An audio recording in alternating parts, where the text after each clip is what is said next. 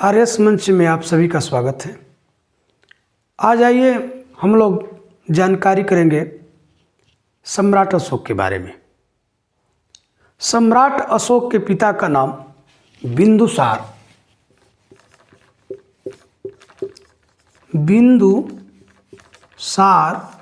और माता का नाम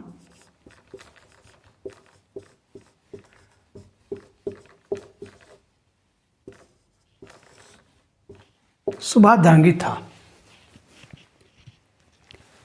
अशोक का वास्तविक जो राज्याभिषेक हुआ 269 ईसा पूर्व 269 ईसा पूर्व में इसका वास्तविक राज्याभिषेक हुआ। इससे पहले 273 ईसा पूर्व में वो राजा बन गया था, लेकिन वास्तविक राज्याभिषेक 269 ईसा पूर्व में हुआ। तो ये जो 4 साल का जो गैप है, इसमें वो जो घर का आंतरिक कलह था उसमें वो व्यस्त रहा। और जब राज्याभिषेक हो गया तो आसपास के जितने राज्य थे उनके जो खिलाफ थे उन राजाओं को इसने संदेश भेजा कि आप अपने राज्य को हमारे राज्य में मिला लीजिए, मेरी अधीनता को स्वीकार करिए।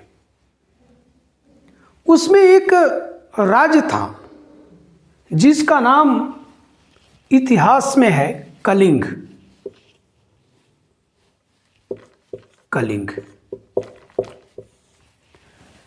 कलिंग का जो राजा था तिस, उसका नाम तिस था। उसने जो है अशोक की अधीनता को नहीं माना। जब अशोक की अधीनता को उसने नहीं माना तब अशोक ने उसके राज्य पर चढ़ाई कर दिया। भयंकर युद्ध हुए। और ये कब चढ़ाई किया? 261 ईसा पूर्व 261 ईसा पूर्व में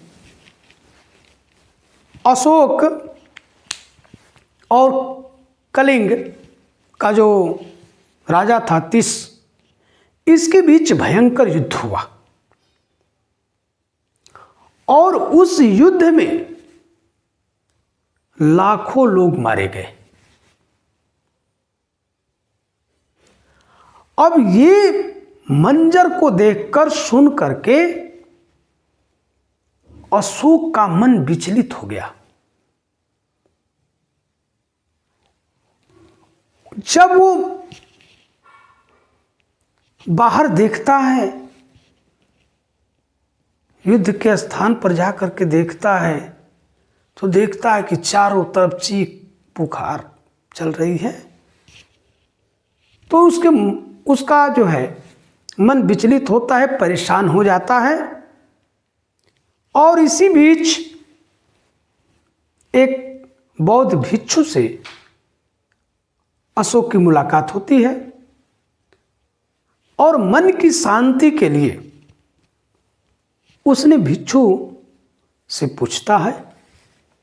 भिक्षु जो है बौद्ध धर्म का मार्ग अपनाने को कहता है और अशोक ने अपना शस्त्र त्याग करके और जो है कि बौद्ध धर्म की दीक्षा लेता है, स्वीकार करता है और उस पर चलना शुरू कर देता है। तो जो सिद्धांत थे उन सिद्धांतों को, सद्वाक्यों को उसने अपने राज्य में शिलालेख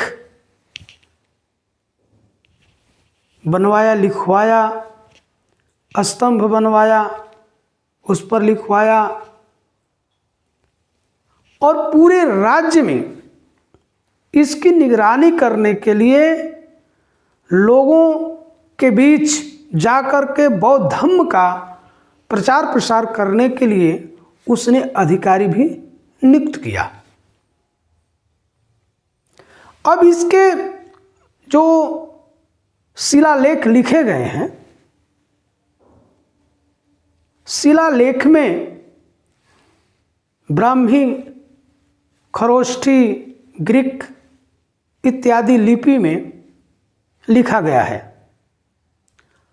और जो स्तंभ लेख हैं, स्तंभ हैं, उस पर जो है, जो उस समय की जनमानस की जो भाषा थी प्राकृतिक, उस प्राकृत भाषा में उसने लिखवाया।